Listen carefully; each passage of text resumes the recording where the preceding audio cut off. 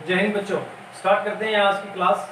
हमारा 12th chemistry का 5वां लेसन फर्स्ट रसायन चल रहा था। उसके 9 पार्ट हो चुके थे, 8 पार्ट हो चुके थे सॉरी। आज 9th पार्ट शुरू करते हैं। लास्ट वीडियो में हमने कोलाइड्स के बारे में जाना था कि कोलाइड्स क्या होते हैं, कोलाइडी विलयन क्या होते हैं, इनके बारे में जाना था। आज बात करते हैं कोलाइडों के वर्गीकरण की, क्लासिफिकेशन ऑफ कोलाइड्स। कोलाइडों का जो वर्गीकरण है उसके 3 मापदंडों के आधार पर उसका वर्गीकरण किया गया है। 3। पहला है परिक्षिप्त प्रावस्था एवं परिक्षेपण माध्यम की भौतिक अवस्था के आधार पर, परिक्षिप्त प्रावस्था और परिक्षेपण माध्यम की जो फिजिकल स्टेट है उसके आधार पर, भौतिक अवस्था के आधार पर। सेकंड है परिक्षिप्त प्रावस्था एवं परिक्षेपण माध्यम के मध्य अन्योन्य क्रिया, जो इंटर रिएक्शन हो रही है उसकी नेचर कैसी है, अन्योन्य क्रिया की प्रकृति के आधार पर। एंड थर्ड वर्गीकरण का आधार है परिक्षिप्त प्रावस्था के कणों के प्रकार के आधार पर। कणों को भी बांटा गया, परिक्षिप्त प्रावस्था के जो कण हैं, परिक्षिप्त प्रावस्था के जो कण हैं उनके प्रकार के आधार पर। 3 भौतिक अवस्था के आधार पर। तीसरा परिक्षिप्त प्रावस्था परिक्षेपण माध्यम के मध्य जो अन्योन्य क्रिया हो रही है, जो इंटररिएक्शन हो रही है, उसकी नेचर, उसकी प्रकृति, अंतः क्रिया जो हो रही है, अन्योन्य क्रिया हो रही है, उसकी प्रकृति के आधार पर। तीसरा है कणों के प्रकार के आधार पर। कौन कण किसके? परिक्षिप्त प्रावस्था कणों के आधार पर। आज हम वर्गीकरण सबसे पहले स्टार्ट करते हैं। हमारा जो फर्स्ट टाइप है परिक्षिप्त प्रावस्था या परिक्षेपण माध्यम की भौतिक अवस्था के आधार पर।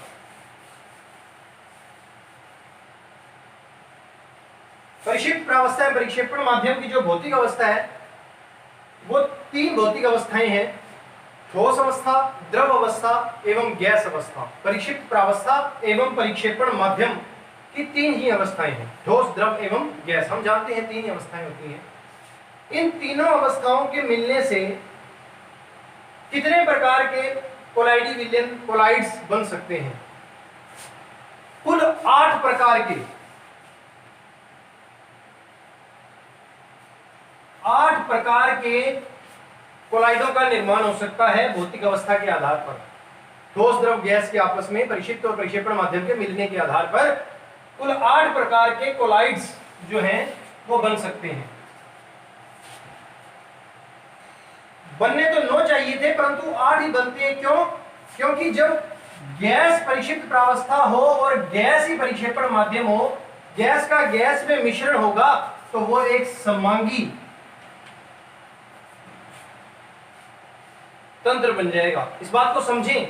8 प्रकार क्यों हैं, 9 क्यों नहीं होते? क्यों? क्योंकि जब गैस को गैस में मिलाएंगे, परिक्षिप्त प्रावस्था या परिक्षेपण माध्यम दोनों गैस हो तो उनका जो मिश्रण होता है वो समांगी हो जाता है। और हम जानते हैं जो कोलाइड होते हैं वो तो विषमांगी तंत्र होता है। हमने लास्ट लेक्चर में बात की थी, विषमांगी तंत्र होता है। इसीलिए गैस का गैस में जो मिश्रण है वो कोलाइड नहीं होगा।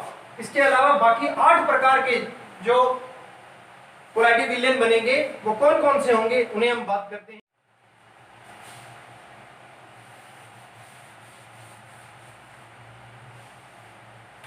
8 प्रकारों को मैं यहां सारणी बनाकर नोट कर रहा हूं, आप लोग समझें जरा। परिक्षिप्त प्रावस्था और परिक्षेपण माध्यम की अवस्था के आधार पर जो 8 प्रकार बताए गए हैं कोलाइडों के, वो इस सारणी में लिखे गए हैं। आप जरा ध्यान दें। इसमें जो भी प्रकार है उनके उदाहरण जो है हम डेली लाइफ में अक्सर सुनते रहते हैं, ये सब हम देखते हैं। ये उदाहरण उनके दे रखे हैं। सारणी पर जरा ध्यान दें सब बच्चे, सभी स्टूडेंट्स यही ध्यान दें कि परिक्षिप्त प्रावस्था, सारणी में मैंने 4 कॉलम बनाए हैं। परिक्षिप्त प्रावस्था, परिक्षेपण माध्यम, कोलाइड के प्रकार और उदाहरण। परिक्षिप्त प्रावस्था लिखी हुई है, परिक्षेपण माध्यम लिखा हुआ है। उन दोनों के मिलने से जो कोलाइड का प्रकार होगा उसका क्या नाम होगा वो यहाँ लिखा हुआ है। और उसके एग्जाम्पल हमारी डेली लाइफ में जो हम देखते हैं वो ये दे रखे हैं। बात को स्टार्ट करते हैं, एग्जाम्पल्स को स्टार्ट करते हैं और बात समझे जरा कि परिक्षिप्त प्रावस्था को परिक्षेपण माध्यम में डाला जाता है। आप लोग जानते हैं अच्छी तरह से कोलाइड्स में। अब जरा समझें, मैंने परिक्षिप्त प्रावस्थाएं लिख ली हैं, ठोस ठोस ठोस, तीन ठोस, एक बार ठोस ये मिलेगा ठोस में, ये ठोस मिलेगा, फिर जाके किसमें मिलेगा, द्रव में, ये ठोस मिल रहा है गैस में, फिर द्रव द्रव द्रव ले लिया, फिर गैस गैस ले ली। तीसरा गैस क्यों नहीं लिया, क्योंकि वो गैस गैस में मिलेगा, तो हमने अभी बात की गैस गैस में मिलेगा तो वो एक समांगी मिश्रण हो जाता है, इसीलिए उसकी बात नहीं की थी। ठोस को मिलाएंगे ठोस में, ठोस को मिलाएंगे द्रव में, ठोस को मिलाएंगे गैस में, फिर द्रव को मिलाएंगे ठोस में, द्रव को मिलाएंगे द्रव में, द्रव को मिलाएंगे गैस में, फिर गैस को मिलाएंगे ठोस में और गैस को मिलाएंगे द्रव में। सबसे पहले टाइप की बात करते हैं, ठोस को मिला रहे हैं ठोस में, या मैं ऐसे कहूं परिक्षेपण माध्यम है ठोस में ठोस, ठोस में ठोस। जरा ध्यान दें मैं किस तरह से बोल रहा हूं, बिल्कुल इसी वे में आपने भी बात करनी है कि ठोस में ठोस क्या कहलाता है, ठोस सोल। क्या कहलाता है, ठोस सोल। ठोस में ठोस का मिश्रण जो कोलाइड बनेगा उसके उदाहरण क्या हैं, कुछ रंगीन कांच जो है ठोस में ठोस का उदाहरण है, रत्न जो है वो ठोस में ठोस का उदाहरण है, ठोस में ठोस, ठोस सोल कहलाता है। सेकंड ध्यान दें, द्रव में ठोस, द्रव में परिक्षेपण माध्यम द्रव है, बीच में मिला रहे हैं हम, परिक्षिप्त प्रावस्था के हैं यहां ठोस, द्रव में ठोस, जरा ध्यान दें, द्रव में ठोस कहलाएगा सोल। और द्रव में जब ठोस मिलाया जाता है उसके एग्जांपल है जो हम पेंट करते हैं वो सब क्या है, लिक्विड में सॉलिड पार्टिकल डाले हुए हैं, द्रव में ठोस डाला हुआ है। पेंट जो पादप कोशिका एवं जंतु कोशिका होती हैं जो कि संरचनात्मक एवं क्रियात्मक इकाई कहलाती है, उसके मध्य जो तरल पाया जाता है जिसे हम कोशिका द्रव भी कहते हैं, जिसके मध्य में कोशिकांग पाए जाते हैं, महत्वपूर्ण कोशिकांग पाए जाते हैं, माइटोकॉन्ड्रिया, राइबोसोम, लाइसोसोम, ये सब किस तरल में, न्यूक्लियस, ये सब जिस तरल में फ्लोटिंग कर रहे हैं वो कोशिका का जो तरल है जिसे कोशिका द्रव कहा जाता है, जो कोशिका झिल्ली से लेकर केंद्रक के बीच में जो तरल माध्यम है वो आप देखें तो ये सब राइबोसोम वगैरह ये सब क्या हो गए, इसके बीच में प्रोटीन्स वगैरह हैं, कार्बोहाइड्रेट्स हैं, फैट्स हैं उस तरल में, तो वो ठोस आ गए हैं बीच में। द्रव में ठोस, द्रव में ठोस का उदाहरण है, द्रव में ठोस का उदाहरण है कोशिका तरल। ध्यान दें भाई, कोशिका तरल जो है वो एक प्रकार का द्रव में ठोस का उदाहरण है, ठोस में द्रव का उदाहरण नहीं है, द्रव में ठोस का उदाहरण है। परिक्षेपण माध्यम द्रव है, परिक्षिप्त प्रावस्था ठोस है, परिक्षेपण माध्यम द्रव है तो हम कहेंगे कि द्रव में ठोस मिला हुआ है भाई। थर्ड एग्जांपल की बात करें, गैस में ठोस। गैस में ठोस, आप लोग धुआं देखते हैं तो धुएं में क्या है, वो गैस में सॉलिड पार्टिकल, ठोस जो है वो कण है, परिक्षिप्त प्रावस्था जो है वो ठोस रूप में है, कार्बन वगैरह के जो कण है वो धुआं जो देखते हैं आप वो गैस में ठोस, गैस में ठोस का उदाहरण है। इसके अलावा आप लोग धूल देखते हैं, जब गंगानगर जिले में हमारे यहाँ राजस्थान में धूल भरी आंधियां चलती हैं ये, तो आप देखते हैं धूल चलती है तो हवा चलती है तेजी से, और हवा में मिट्टी वगैरह के जो छोटे छोटे कण हैं, अनेक प्रकार के जो कण हैं वो पार्टिकल उसमें उड़ते हैं, तो हवा में, गैस में ठोस का उदाहरण है। देखिए आप, गैस में ठोस, ठोस में गैस का उदाहरण नहीं है, समझे इस बात को। परिक्षेपण माध्यम क्या है, गैस, जो ज्यादा मात्रा है वो क्या है, गैस, उसके मध्य ठोस पार्टिकल है। गैस में ठोस का उदाहरण है धुआं एवं धूल के कण। अब बात करते हैं फोर्थ एग्जांपल की, ठोस में द्रव। पनीर भाई, पनीर आप देखिए बीच बीच में वो रिक्त स्थान है वहां द्रव है, ठोस में द्रव का उदाहरण है। मक्खन, जो जेली होती है वो भी किसका उदाहरण है, ठोस में द्रव, ठोस के अंदर द्रव डाला गया, ठोस में द्रव। अब बात करें फिफ्थ की, द्रव में द्रव। द्रव में द्रव जो होता है, पहली बार ठोस में द्रव जो होता है वो जेली कहलाता है, और द्रव में जो द्रव है उसको बोलते हैं, वो कोलाइड का कैसा प्रकार हो गया उसको बोलते हैं इमल्शन। इसके बारे में हम आगे डिटेल से भी करेंगे। इमल्शन, द्रव में द्रव का उदाहरण है इमल्शन। पायस भी कह देते हैं इसे, दूध पायस है, दूध किसका एग्जांपल है, पायस है। जो बालों में लगाने वाली जो क्रीम आती है वो लिक्विड में लिक्विड ही है, वो कैसा कोलाइड है, लिक्विड में लिक्विड, द्रव में द्रव। बालों में लगाने वाली क्रीम और दूध, एग्जांपल याद रहना चाहिए, इंपॉर्टेंट है। दूध क्या है, द्रव में द्रव का कोलाइडी विलयन, जिसमें परिक्षेपण माध्यम भी द्रव है और परिक्षिप्त प्रावस्था भी द्रव है। सिक्स्थ की बात करें, गैस में द्रव।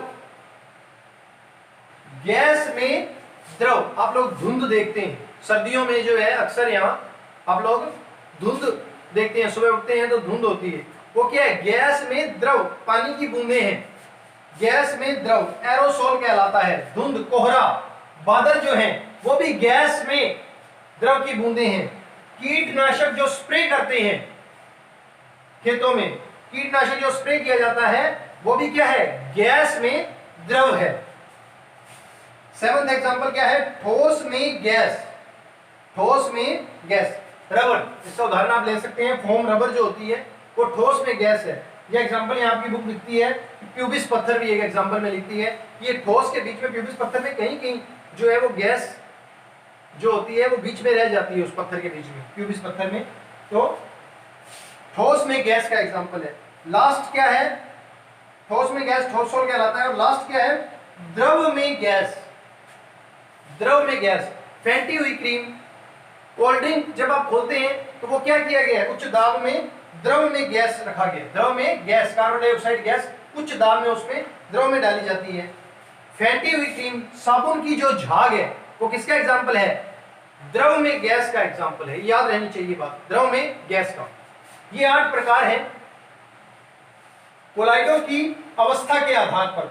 कोलाइडी में परिक्षिप्त प्रावस्था एवं परिक्षेपण माध्यम की अवस्था के आधार पर कोलाइड के प्रकार हैं। 8 प्रकार के हैं, ठोस sol, sol, aerosol, gel, emulsion, aerosol, ठोस सोल और फोम। इसमें सोल इंपॉर्टेंट है, एरोसोल इंपॉर्टेंट है, इमल्शन इंपॉर्टेंट है, जिनके बारे में हम बात करेंगे, और इनके एग्जाम्पल भाई याद रहने चाहिए। एक बार फिर से हम लोग रिपीट करते हैं, 1 मिनट में हम इसका रिवीजन कर लेते हैं। ठोस में ठोस, ठोस में ठोस, ठोस सोल, कांच, ठोस में ठोस, कांच जो है उसमें ठोस में ठोस का उदाहरण है। द्रव में ठोस, पेंट, द्रव में ठोस बोला था कोशिका का जो तरल है। गैस में ठोस, गैस, धुआं उठता है तो वो गैस में ठोस का उदाहरण है। धूल गैस में ठोस का उदाहरण है। ठोस में द्रव, पनीर, ठोस में द्रव, पनीर हम लेते हैं तो हम देखते हैं, इसको एग्जांपल से याद करें, स्पंजी फॉर्म में है तो उसमें लिक्विड है, बीच में खाली जगह है, उसमें पानी है। ठोस में द्रव, मक्खन, जेली, मक्खन किसका उदाहरण है, ठोस में द्रव का उदाहरण है, याद रहना चाहिए। द्रव में द्रव, इमल्शन कहलाता है, दूध इसका उदाहरण है। गैस में द्रव, गैस में द्रव, धुंध, कोहरा, बादल, बादल आप देखिए हवा में पानी की बूंदें जो है वो इकट्ठी हो गई हैं। गैस, धुंध, कोहरा, बादल, कीटनाशक स्प्रे, गैस में द्रव। ठोस में गैस, रबर, द्रव में गैस, फेंटी हुई क्रीम, साबुन के झाग, या मैंने आपको बताया कि बंद जो कोल्ड ड्रिंक है वो किसका उदाहरण हो गया, द्रव में गैस का। कोलाइडों का वर्गीकरण जो है मैंने कहा था 3 आधार पर किया जाता है। पहला जो है भौतिक अवस्था के आधार पर, दूसरा परिक्षिप्त प्रावस्था में परिक्षेपण माध्यम की अन्योन्य क्रिया की प्रकृति के आधार पर, उसकी बात करते हैं।